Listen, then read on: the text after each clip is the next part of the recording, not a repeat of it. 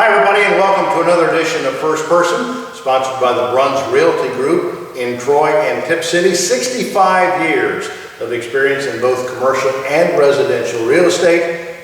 Let them help you make your next move. They'll make it the right one and your best one. Again, the Bruns Group in Troy and Tip City on Tip Colesville Road, sponsors of First Person on Press Pros Magazine. Football talk as we enter the month of July here. Camps are going to open in a very short amount of time, and we're in St. Henry this week with a young man that really I thought had one of the interesting seasons last year, because he made a couple of significant changes along the way that portends good coaching as well as good response from his football program. The St. Henry Redskins finished 7-3 regular season. He had an impressive playoff win up at Spencerville before losing ultimately to the state champions, which is a lot of people have done that in Marion Loaf. I think 22-0, that was the score.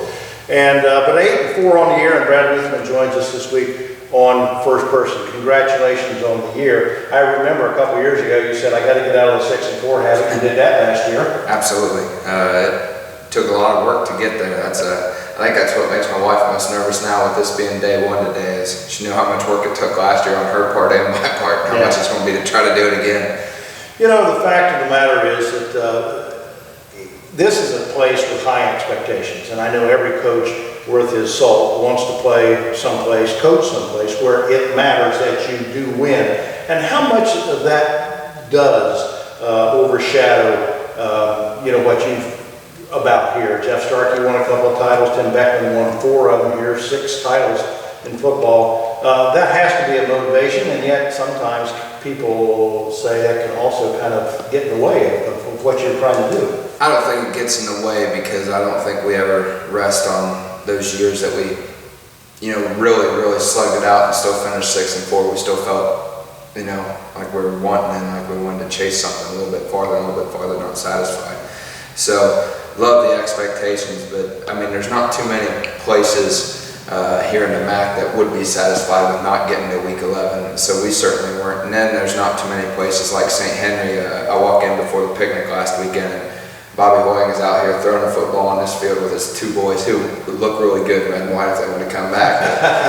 You know, just to bump into guys like that, and you get to show him the locker room, and he gets to show his kids, you know, this is where it all happened. You know, there's just this cool tradition to hang on to out here. You know, Brad, we looked at some things last year. I wrote about them during the course of the season, that things that began to look more like those good days of St. Henry football. You had a young quarterback named Dalen Lang that came along, threw the ball well. You had a good running back. You had a couple of inside linebackers that made St. Henry tight. It looked like St. Henry football again. Some guys are really stepped up throughout the year, you know. If you watch the first couple of weeks, St. Henry football, it didn't look like it, but credit to all the guys we had last year. Just kept working, and really a turning point for us last year was when we took Coldwater right down to the wire.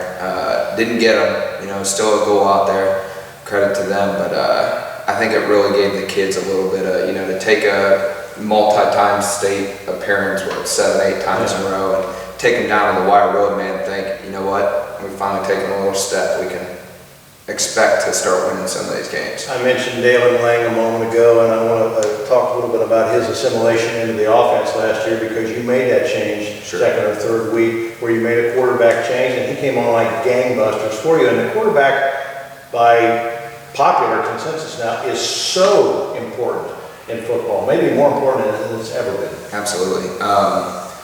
You know, straight up out of the camp, Nate Layfeld won that job. I mean, Nate Layfeld worked, and he did everything right and everything to take those first 2 starts, and then it just didn't work out. And you know, we were floundering as a whole program, we were floundering as a head coach, and needed a spark, and put Dalen in there the 3rd week, and then it ended up never looking back. The best thing Dalen has going for him, and we were just talking about this with the quarterbacks in the room today, from the NFL on down, the quicker you get the ball out, the more success. And the thing I was impressed with all of last year, and I hope he carries it into this year, is he can make his decisions really quick.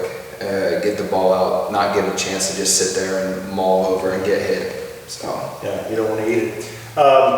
Roger Burcham is a colleague of ours that's missing now. We miss him on the site. You and I talked a little bit about him on before we went on Cameron used to say that one of the neatest, best things, greatest things about high school football is when you lose a Mitch Sweeterman, when you lose another player like that back there, and you had the Hoying kid back there, an inside linebacker last year.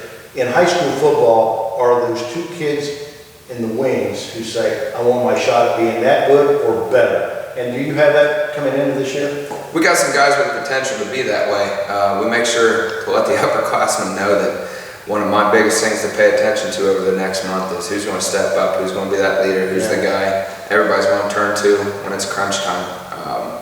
I think defensively, everybody could turn and look to Mitch and Blake Hoying for a big play when needed, and offensively, when we needed a big catch or something, we were looking at like Blake Hoying to carry the load and say, come on, big guy, which they did. We need to find those guys, and that is very unique about high school football, and something I love is that you get to find new guys to step up every year. Yeah, and the other thing is you talk about every year, and so the feeder program is so important. And I know we came in there last year and saw a lot of 7th and 8th graders, big classes, big kids, athletic looking kids.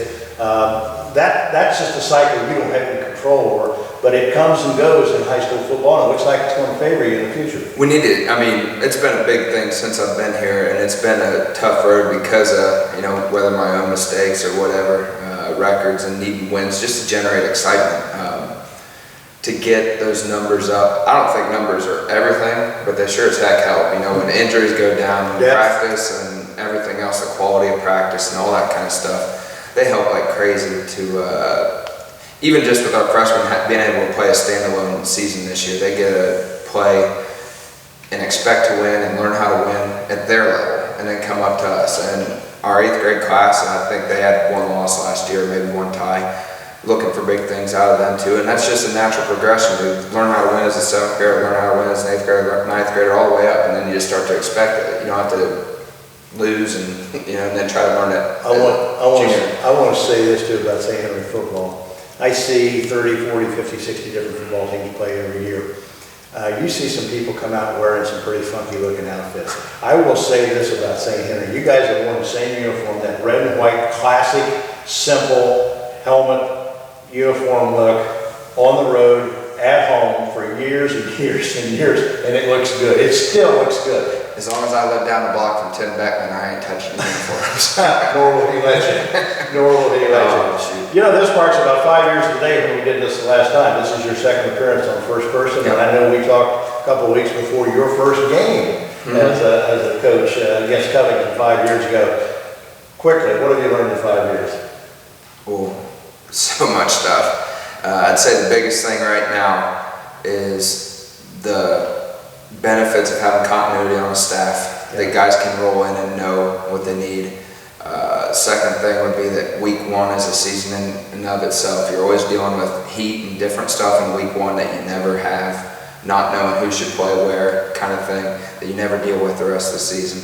And then finally, I had this conversation with Coach Ott, maybe my first year on the field before the game. It was always take care of your players first. Everything else will work itself out. Take care of them guys, and everything else you'll find a way. 5 years later, you still got that opening night. Absolutely. You still got the same thing opening night. Brad Luthman, coach of the St. Henry Redskins this week on First Person.